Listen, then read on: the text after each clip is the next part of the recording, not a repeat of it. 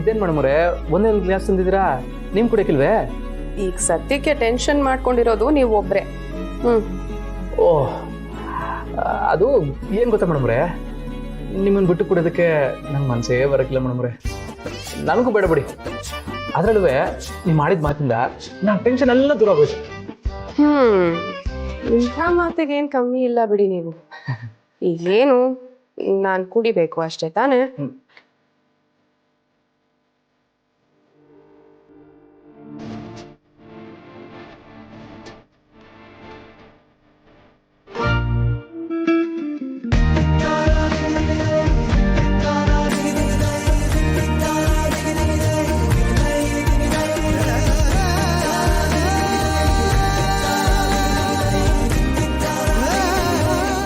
ನಾನು ಕುಡಿಸ್ಕೊಡ್ತಾ ಇದ್ದೀನಿ ಅಂತ ನಿಮಗೆ ಬೇಜಾರಿಲ್ಲ ತಾನೆ? ಅಯ್ಯಯ್ಯಯ್ಯೋ, ಅದೇನು ಮಾತಂತ ಆಡ್ತೀರ ಮೇಡಮ್ರೆ. ನನ್ನ ಜೀವನದ ಅಮೃತ ನೀವು ಕುಡ್ದು ಕೊಟ್ರಿ ಅಂತ ನಾನು ಬೇಜಾರು ಮಾಡ್ಕೊಳಕ್ಕಾಯ್ತದ? ಸಿಕ್ಕಿರೋ ಪ್ರಸಾದ ಅಂತ ಕುಡ್ದಾಕ್ಬಿಡ್ತೀರಿ.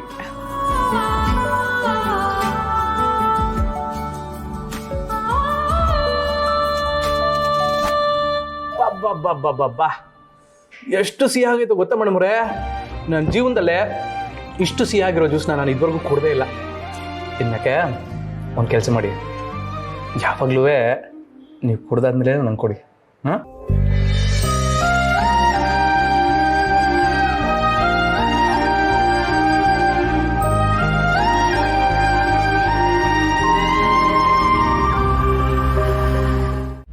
ಬರೀ ನಿಮ್ ಬುದ್ಧಿಗೆ ಮಂಕ್ ಬಡ್ತಿತ್ತು ಅನ್ಕೊಂಡಿದ್ದೆ, ಆದ್ರೆ ನೋಡಿದ್ರು ಏನು ಅಂತ ಕೇಳ್ತಿದ್ದೀರಲ್ಲ.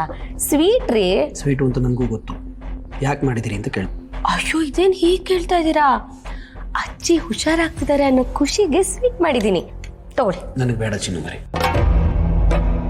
ಯಾಕ್ರಿ? ಅಜ್ಜಿ ಹುಷಾರಾಗ್ತಿದ್ದಾರೆ ಅನ್ನೋ ವಿಷಯ ನಿಮಗೆ ಖುಷಿ ಆಗ್ತಿಲ್ವಾ? ಅವ್ರು ಹಾಗೆ ಇರ್ಬೇಕು ಅಂತ ಅನ್ಕೊಂಡಿದ್ರಾ? ಗೊತ್ತಾಯ್ತು ಬಿಡಿ, ನಿಮಗೆ ಅಜ್ಜಿ ಹುಷಾರಾಗೋದು ಸ್ವಲ್ಪನೂ ಇಷ್ಟನೇ ಇಲ್ಲ. ಅವ್ರು ಹುಷಾರಾಗ್ಬಿಟ್ರೆ ನಿಮ್ಮ ಬಗ್ಗೆ ಎಲ್ಲ ಗೊತ್ತಾಗ್ಬಿಡುತ್ತೆ ಅಂತ ನಿಮಗೆ ಭಯ. ಹಾಗಲ್ಲ ಚಿನ್ನು ಮರಿ. ಮತ್ತೆ ಇನ್ನು ಹೇಗೆ? ತಗೊಳ್ಳಿ, ಸ್ವೀಟ್ ತಿನ್ನಿ, ತಿನ್ನಿ.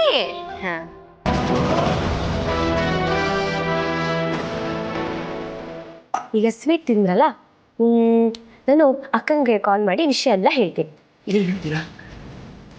ಅಯ್ಯೋ, ಇಷ್ಟೆಲ್ಲ ಭಯ ಪಡಬೇಡಿ, ನಾನು ನಿಮ್ಮ ಬಗ್ಗೆ ಏನೂ ಹೇಳಲ್ಲ. ಅಜ್ಜಿ ಬಗ್ಗೆ ಮಾತ್ರ ಮಾತಾಡ್ತೀನಿ. ನಿಮ್ಮ ಮರ್ಯಾದಾ ಗುಣಗಳನ್ನ ಗುಣಗಾನ ಮಾಡೋ ಮೂಡಲ್ಲಿ ನಾನಿಲ್ಲ ರೀ.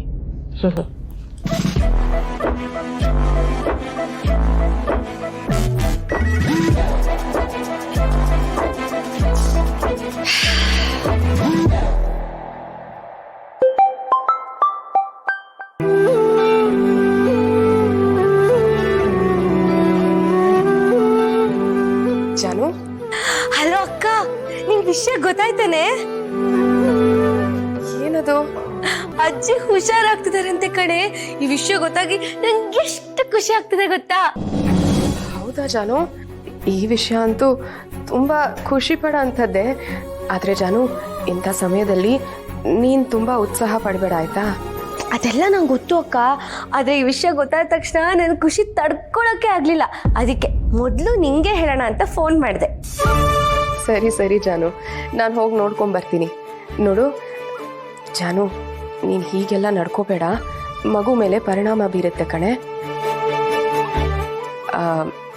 ನೀನಲ್ಲಿ ಖುಷಿಯಾಗೇ ಇದೆಯಾ ತಾನೆ? ಏನು ಸಮಸ್ಯೆ ಇಲ್ಲ ತಾನೆ? ಅಯ್ಯೋ, ಖುಷಿ ಆಗದೆ ಇರ್ತೀನ ಅಕ್ಕ? ನಾನು ಏನು ಹೇಳ್ದೇನೆ ನನ್ನ ಭಾವನೆಗಳನ್ನ ಅರ್ಥ ಮಾಡ್ಕೊಳ್ಳೋ ಅಂತ ನನ್ನ ಗಂಡ ಇರುವಾಗ ನಾನು ಖುಷಿ ಆಗದೆ ಇರ್ತೀನ ಅಕ್ಕ? ಜಾನು, ಜಯಂತ್ ಅವ್ರಿದಾರಾ? ಅಯ್ಯೋ, ಅವ್ರಿಲ್ದೆ ಎಲ್ಲಿ ಹೋಗ್ತಾರೆ ಅಕ್ಕ? ಅವ್ರಿಗೆ ನನ್ನ ಪಕ್ಕ ಇರೋದು ಬಿಟ್ರೆ ಬೇರೆ ಏನೂ ಕೆಲಸನೇ ಇಲ್ಲ. ಯಾವಾಗಲೂ ನನ್ನ ಜೊತೆನೇ ಇರ್ತಾರೆ. ಇವಾಗ ತಾನೇ ನಾನೇ ಸ್ವೀಟ್ ಮಾಡಿ ಅವ್ರಿಗೆ ತಿನ್ನಿಸ್ದೆ. ಸರಿ ಜಾನು, ನೀನು ಜಾಸ್ತಿ ಯೋಚನೆ ಮಾಡಬೇಡ, ನೀನು ಆರೋಗ್ಯದ ಕಡೆ ಗಮನ ಕೊಡು. ಹಾಂ, ನಾನು ಆಮೇಲೆ ಫೋನ್ ಮಾಡಿ ಮಾತಾಡ್ತೀನಿ ನಿನ್ನ ಹತ್ರ. ಸರಿ ಅಕ್ಕ.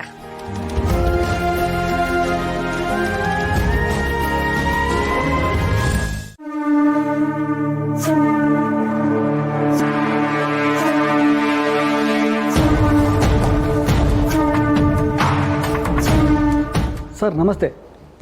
ನಮಸ್ಕಾರ ಕಣ್ರಿ, ಕೂತ್ಕೊಳ್ರಿ.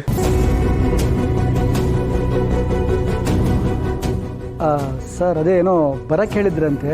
ಕೂತ್ಕೊಂಡ್ರಿ, ಸ್ವಲ್ಪ ಮಾತಾಡಬೇಕಾಯ್ತು. ಎಲ್ಲಿ ನಿಮ್ಮ ಹೆಂಡ್ರು? ಅವ್ರು ಇದ್ದಿದ್ರೆ ಚೆನ್ನಾಗಿತ್ತು.